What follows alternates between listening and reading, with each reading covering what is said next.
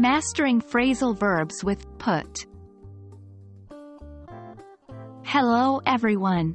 In today's video, we're going to dive deep into the world of English phrasal verbs. These little expressions can make a big difference in your everyday conversations. Today, we will focus specifically on phrasal verbs with the verb put. By the end of this video, you will understand how to use them in context and expand your English vocabulary significantly. To begin with, let's quickly review what a phrasal verb is.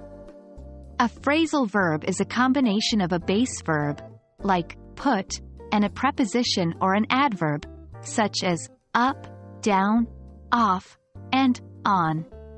Together, they create a new meaning which is often quite different from the original verb. Understanding phrasal verbs is key to understanding everyday English.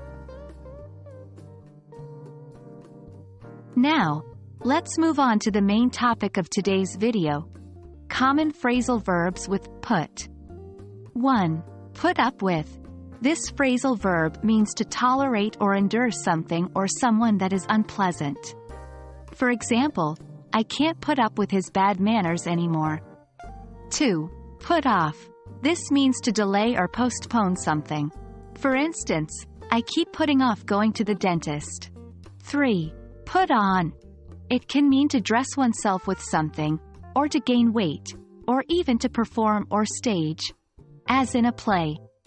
For example, she put on her coat and left the house, or he's put on a few pounds, or they're putting on a play at the local theater. 4. Put out. This can mean to extinguish something like a fire, or to inconvenience someone.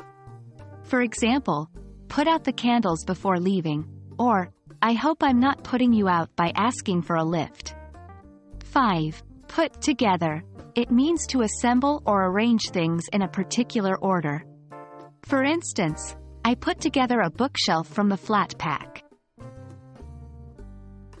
Remember, the context in which these phrasal verbs are used can change their meaning.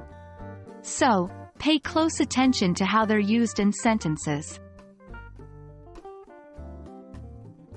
The best way to learn phrasal verbs is to practice them in your daily conversations and writing. Try to use at least one of the put phrasal verbs we discussed today in your conversations each day this week. And that brings us to the end of today's lesson on phrasal verbs with put. I hope this video helps you understand these common English expressions better. Remember, mastering these phrasal verbs will not only enhance your vocabulary, but also make your conversations more natural and fluid.